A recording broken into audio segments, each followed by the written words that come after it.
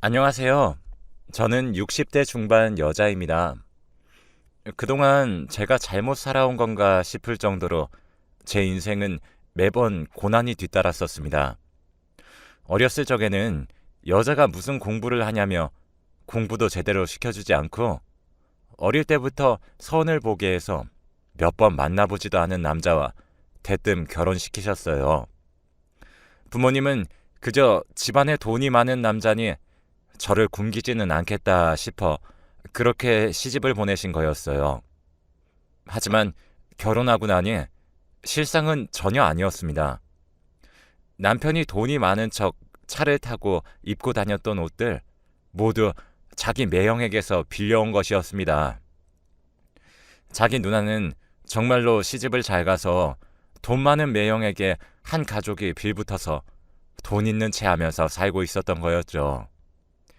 그 사실을 알아봤자 이미 결혼을 해버렸으니 물을 수도 없어 그냥 분수에 맞게 살자고 생각하며 참았지만 남편의 생각은 전혀 달랐습니다. 어떻게든 있는 체 하고 싶어서 저는 자기 매형네 공장 식당에서 일을 시키고 자기는 다른 사업을 해보겠다며 매번 매형에게 돈을 빌려갔어요. 그래서 사업이 잘 되면 모를까 매번 망해버리기 일쑤였죠. 그러니 빌려간 돈들도 갚을 능력은 없고 자기가 갚을 생각도 안 했어요. 다음 사업에 성공하면 한 번에 갚을 수 있다며 큰 소리만 땅땅 치는데 그 사람 누나의 생각은 다른지 빌려간 돈을 제 월급에서 까서라도 조금씩 받아야겠다면서 매달 월급의 반을 가져갔습니다. 안 그래도 얼마 안 되는 월급에서 그렇게 홀라당 반을 가져가 버리니 고작 저와 남편 입에 풀칠하기도 버거울 정도였습니다. 그런데 남편은 집에 먹을 것도 제대로 없냐면서 저를 타박하는 걸 넘어서 손까지 올리기 시작했습니다. 저도 처음에는 울면서 맞기만 하다가 점점 악에 받쳐서 한 대 맞으면 저도 어떻게든 한 대 때려주고 소리를 지르면 더 크게 소리를 질러댔습니다. 물론 그런다고 남편이 잠잠해지진 않았어요. 그렇게 5년을 넘게 살다가 아이가 생겼습니다. 그래도 아이가 뱃속에 있으면 차마 손은 안 올리겠지 싶어서 아이가 태어나기 전까지는 그래도 평범한 집처럼 살 수 있었네요. 거기다가 쌍둥이를 임신했던 터라 다른 임산부들보다 배로는 힘들어서 배만 볼록하니 나왔지 다른 곳은 뼈가 드러나 보이기 일보 직전이었습니다. 그런 제 모습이 남편도 짠했던 건지 소리도 안 지르고 가끔씩 저 먹으라고 과일들도 사다 주곤 했습니다. 결혼하고 처음으로 편하게 있으니 계속 임신한 상태면 좋겠다는 생각까지 했어요. 임신을 하고 나서는 일도 안 나가고 집에서 쉴 수 있었으니까요. 그래도 아이들은 태어났고 첫째는 참 건강하게 나왔습니다. 그런데 둘째는 태어날 때부터 몸이 허약해서 품에 안아보지도 못하고 바로 인큐베이터로 들어가서 한참을 있다가 퇴원했어요. 그 후로 집에 오니 아이들이 생겼다는 것 빼곤 다시 원상복귀였습니다. 남편은 다시 아이들이 운다며 빨리 달래지 않고 뭐하냐고 온갖 성질을 부려댔고 그 와중에 시어머니에게 생떼 같은 아이들을 맡겨두고 일도 다녀와야 했습니다. 아이들이 유치원을 갈 나이가 될 때까지 아이들 한번 제대로 안아주지 못한 채 돈 벌기 급급했죠. 거기다 둘째는 원체 몸이 약하니 어쩌다 일을 쉬는 날이면 둘째만 데리고 병원을 가고 둘째에게 먹일 약을 지으러 다녔었죠. 하지만 제 노력이 부족했는지 초등학교 입학을 딱 2달 앞두고 심장마비로 세상을 떠나게 되었습니다. 일을 하다가 소식을 듣고 헐레벌떡 병원으로 뛰어갔지만 이미 아이는 숨을 거두고 평온한 표정으로 눈을 감고 있었습니다. 첫째 아이도 이제 눈치라는 게 생길 나이라 시어머니도 저도 남편도 모두 둘째가 세상을 떴다는 것을 첫째에게 말로 하지는 않았지만 이미 다 눈치를 챘는지 둘째는 이제 못 보는 거냐며 눈물을 흘리더라고요. 그 모습에 찡해져서 첫째를 껴안고 대성통곡을 했습니다.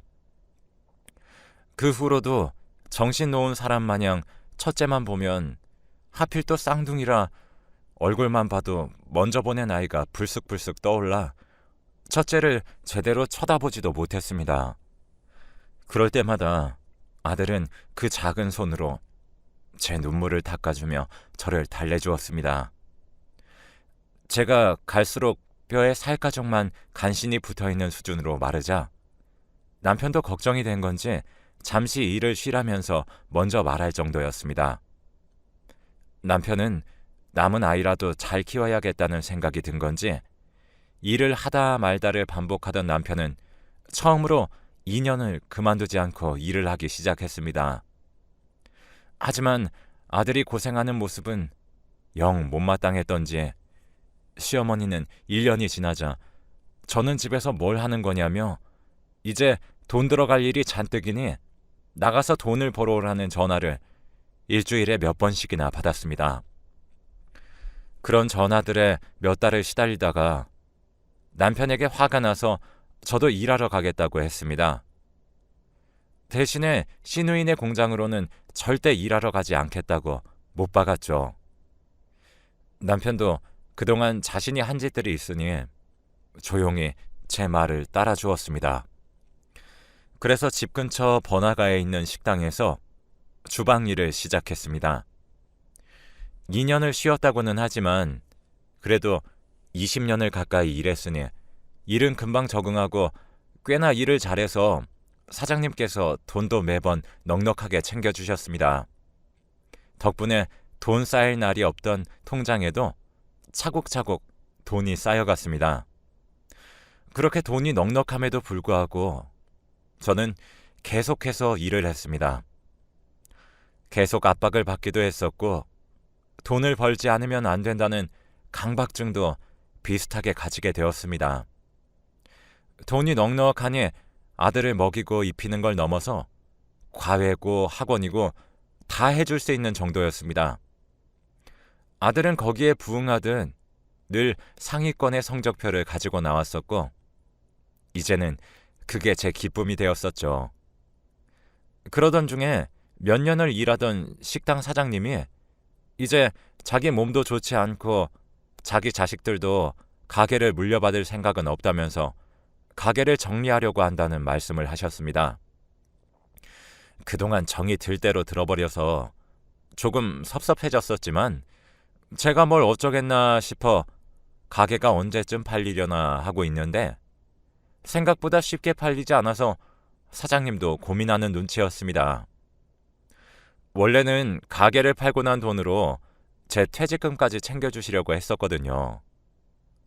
그런데 한 달이고 두 달이고 팔릴 기미조차 보이지 않으시자 사장님께서 혹시 싸게 해줄 테니 이 식당을 인수할 생각이 없냐고 물으셨습니다. 생각지도 못했던 제안에 어안이 벙벙하여 얼마쯤에 파실 생각이냐고 물으니 다행히 제가 모아놓은 돈보다 조금 더 낮은 가격이었습니다. 그 돈이면 가게를 인수하고도 리모델링까지 할 수 있을 정도여서 저도 몇 분을 채 고민하지 않고 덜컥 인수하겠다고 했습니다.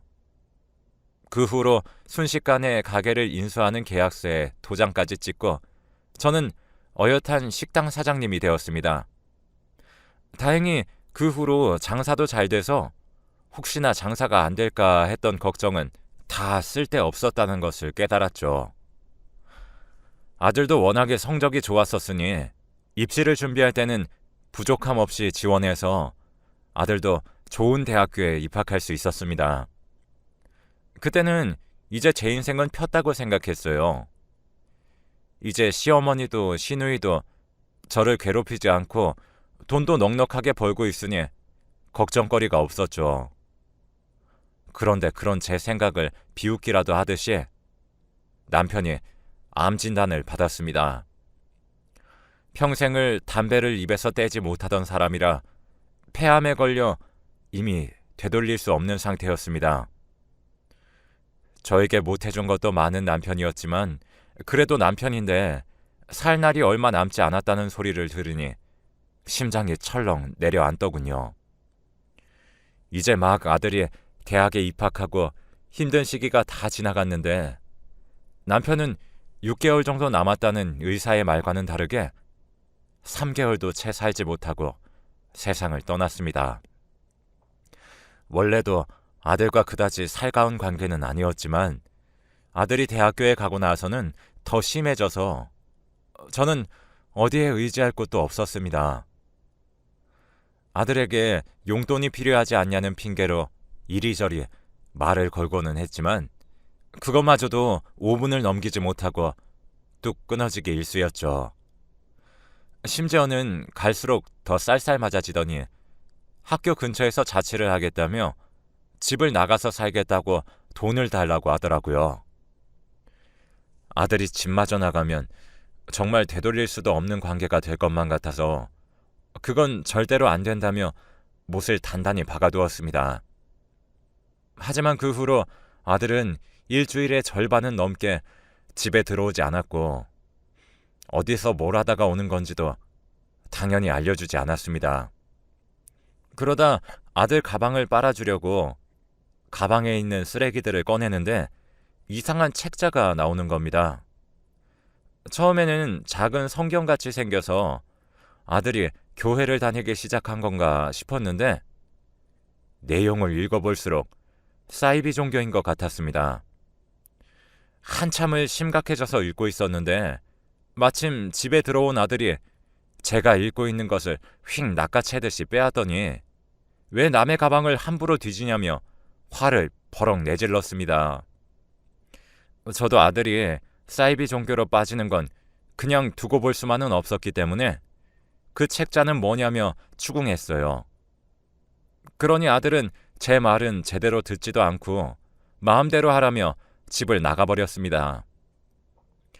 아들에게 문자며 전화며 수없이 해보았지만 답은커녕 아예 차단당해버렸습니다.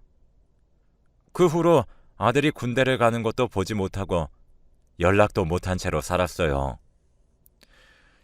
저에게 참 가족복이 없구나 싶었습니다. 그렇게 잘 살아보려고 노력해봤자 결국엔 아들과 남편을 먼저 떠나보내고 남아있는 아들마저도 제 옆에 있어주질 않았으니 다 무소용인 것 같았습니다. 그래서 제가 벌어놓은 돈을 조금씩 떼어 여기저기 복지단체에 기부를 했습니다. 많이는 하지 않았지만 가족이 필요한 아이들이 따뜻한 밥이라도 제대로 먹고 다녔으면 하는 마음에 아들이 떠나고 난 뒤로 꾸준히 7년을 해왔습니다. 혹시나 밥을 제대로 챙겨 먹을 수도 없을 만큼 가난한 아이들은 가게로 불러 밥을 먹이기도 했습니다. 그러던 어느 날 가게로 옷차림이 남루한 어려 보이는 커플이 들어왔습니다. 남자 쪽은 모자를 눌러 쓰고 고개도 푹 숙이고선 어두운 분위기를 숨기지 않고 풍기고 있었습니다. 그래서 혹시 음식값을 낼 돈이 없어서 그런 건가 싶어 몰래 도망가도 모르는 척 해줘야겠다 생각하고 있었죠. 그리고 테이블에 음식을 내려놓으면서 흘깃 남자의 얼굴을 보았습니다. 그런데 남자의 얼굴을 보고 저는 그만 음식을 떨어뜨릴 수밖에 없었습니다. 그 남자는 7년 전 사라진 제 아들이었기 때문입니다. 아들을 보자마자 저는 손을 부여잡고 어디 있다가 이제서야 왔냐며 눈물을 펑펑 흘려댔습니다. 그러자 처음에는 안절부절 못하며 잘못 본 거라며 자기는 그런 사람이 아니라고 하다가 아들도 결국엔 너무 늦게 와서 죄송하다며 눈물을 흘렸습니다. 아들도 저를 볼 면목이 없다며 졸업하고 1년을 넘게 취직도 못하고 알바만 전전하는데 우연히 제 가게 근처에 왔다가 멀리서 얼굴만 보고 가려고 했다고 하면서 죄송하다며 한참을 울더라고요. 그 모습에 아들에게 먼저 연락 오기를 기다리고 있었던 제 행동들이 미워지면서 아들에게 너무 미안해졌습니다. 아들은 어디 하나 기댈 곳 없이 힘들게 살고 있었는데 그것도 모르고 저는 기부를 하고 있었으니 더 미안하게 느껴졌습니다. 한참을 아들과 이야기를 나누던 중 아들의 건너편에 앉은 여자가 그제야 눈에 들어왔습니다. 슬며시 눈길을 주자마자 여자는 단아하게 웃으면서 이런 모습으로 찾아뵈어서 죄송하다며 아들과 혼인신고하고 살고 있다고 자기를 소개하더라고요. 자기도 아들과 같은 과 친구였었다면서요. 그 이야기를 듣고 제가 조금 당황한 기색을 보이자 며느리도 사실은 아들이 집을 나와서 자기랑 같이 살았었다고 하더라고요. 그러다가 대학 생활 중에 덜컥 혼인신고부터 해버렸다고 했습니다. 졸업 전에 취업하는 게 목표였었는데 생각보다 쉽지 않아서 졸업하고도 아직까지 둘 다 취업도 못하고 있다면서요. 듣고 있으니 며느리 쪽 사정이 딱하더라고요. 그래서 먼저 제 가게에서 일하는 건 어떠냐고 물으니 반색을 하며 좋다고 하는 겁니다. 사실 식당이 장사가 잘 돼서 2호점도 냈고 옆 가게랑 벽도 터서 그전보다 훨씬 더 넓어졌거든요. 그래봤자 식당 일이니 싫어하지는 않을까 싶어서 물어봤는데 오히려 좋다고 하니 제가 더 얼떨떨해졌죠. 그 후로 아들과 며느리는 식당 일을 배웠습니다.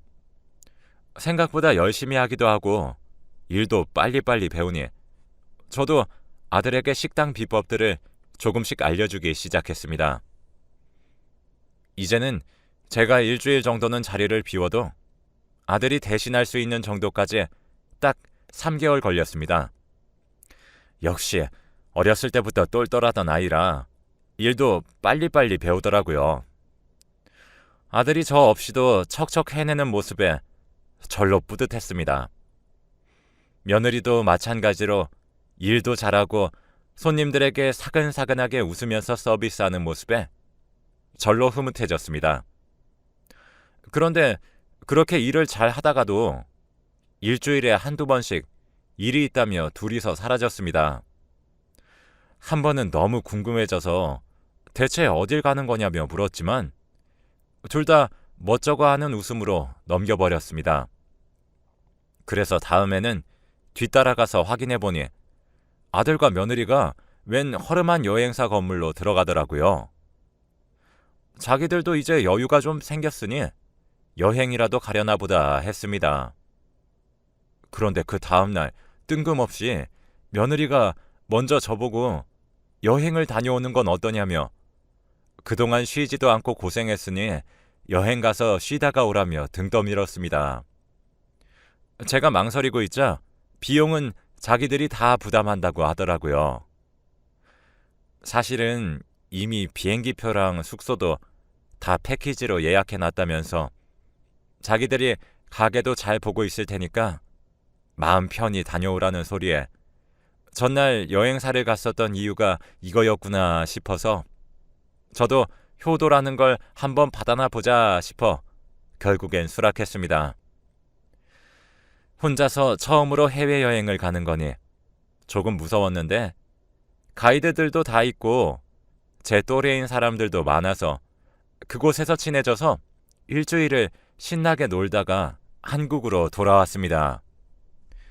아들과 며느리에게 줄 선물들을 잔뜩 들고서 한국에 들어오자마자 가게로 갔는데 무슨 일인지 가게가 문을 닫은 겁니다. 그래서 아들과 며느리에게 전화를 해봤지만 연락도 전혀 받지 않았습니다. 제가 없다고 그새 나태해져서 자기들 마음대로 가게 문을 안 열었구나 싶어 저라도 문을 열어서 장사를 해야겠다 싶어 가게 문을 열고 있는데 주방 안쪽에서 웬 처음 보는 사람이 나오는 겁니다. 놀라서 누구냐고 물으니 그쪽이 오히려 더 놀라면서 저더러 누군데 남의 가게에 함부로 들어오냐고 하더라고요. 그래서 무슨 소리 하냐며 여기는 제 가게라고 하니 상대 쪽은 자기가 이틀 전에 잔금까지 다 주고 인수했다는 겁니다. 놀라서 누구에게 인수한 거냐고 물으니 젊은 부부에게서 샀다고 했습니다. 혹시나 싶어서 아들 사진을 보여주니 맞다고 했어요. 기가 차서 다시 아들과 며느리에게 몇 번의 전화를 걸었지만 역시나 전화를 받지 않았습니다. 저는 그제서야 당했다는 생각에 경찰서로 향했습니다.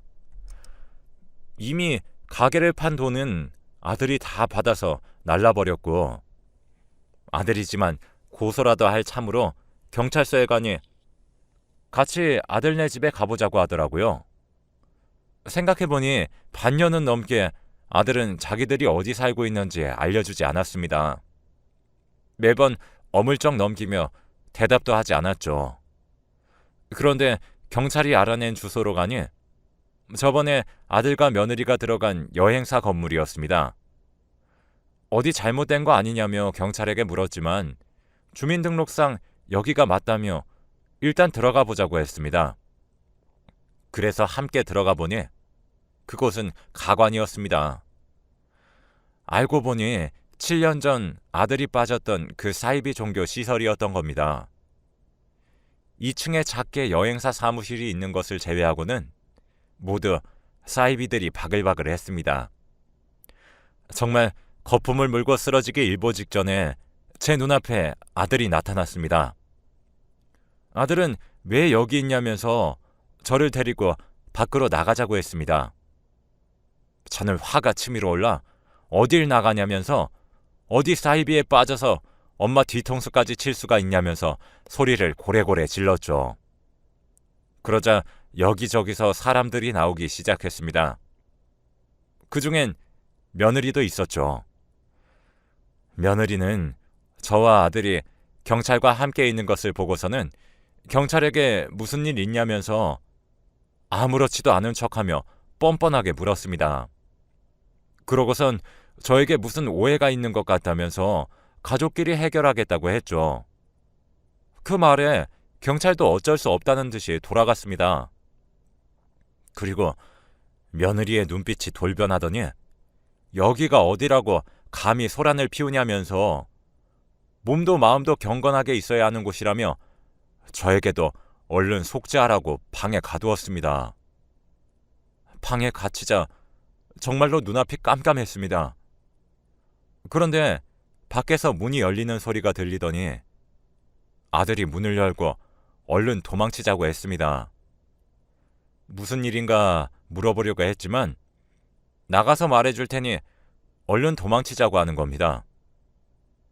그렇게 새벽이 다 되어서야 건물 밖으로 나와서 집으로 갈 수 있었습니다. 그리고 아들에게 들어보니 며느리라고 생각했던 그 여자는 알고 보니 사이비 교주의 딸이었습니다.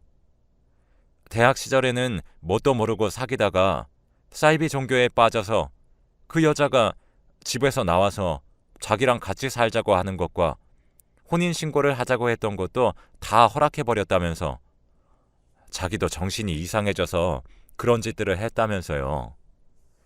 그 후에 대학교를 졸업하고 취업을 준비하면서 취업 준비 스터디를 하는 사람들을 만나다 보니 자기가 이상했다는 걸 깨달았대요.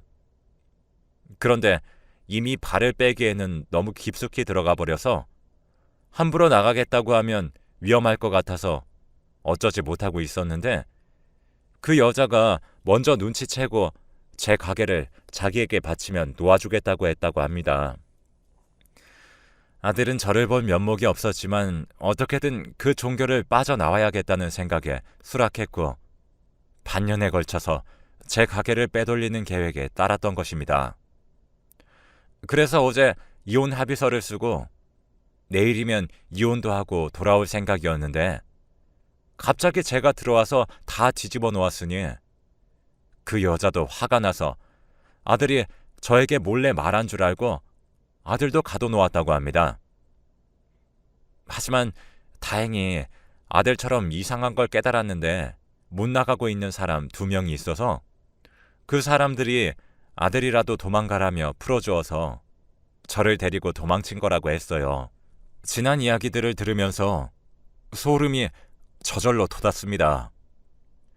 가게는 잃었지만 아들은 다행히 아직 잃지 않았으니까요. 아들은 저에게 미안했는지 고개도 제대로 들지 못하고 가게를 어떻게든 다시 찾아보겠다고 했지만 저는 아들이 몸성하게 돌아온 것만으로도 충분했습니다. 하지만 이제 돈벌이가 뚝 끊겨버렸으니 어찌해야 하나 걱정이었습니다. 아들은 자기가 얼른 취업을 해서 저를 먹여 살리겠다고 했지만 어떻게 아들에게 마냥 기대서 살겠어요. 그런데 그동안 제가 기부해왔던 단체들에게 먼저 연락이 왔습니다. 제 소식을 어디서 들은 건지 단체에서 저를 위한 후원금을 모아 제가 그동안 기부를 해왔던 것들을 다시 돌려받는다고 생각하라며 5천만 원, 3천만 원 이런 식으로 제가 기부했던 단체들이 모두 후원금을 모아 저에게 전해주었습니다. 그것들만 모아도 1억은 되더라고요. 이런 것을 바라고 한 일은 아닌데 이렇게 돌아오니 얼떨떨했습니다. 그리고 이혼할 때 혹시나 사이비 사람들이 찾아와 아들에게 해코지하지는 않을까 걱정도 했었지만 다행히도 그런 일은 없었습니다.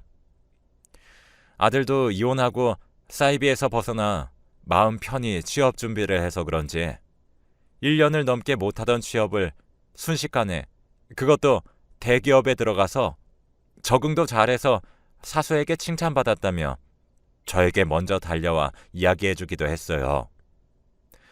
그 후로 아들은 같은 회사 직원과 5년 넘게 연애하다가 결혼해서 손주도 낳아 오손도손 잘 살고 있습니다.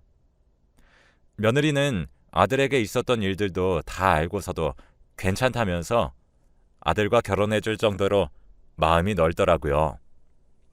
덕분에 아들과 쏙 닮은 손주와 즐겁게 살고 있습니다. 요즘엔 너무 뛰어다녀서 같이 놀아주기에 제 체력이 부족하지만요. 그래도 할머니 소리를 듣는 게 기분이 꽤 괜찮더라고요. 여러분들도 행복한 인생 사시길 바랄게요.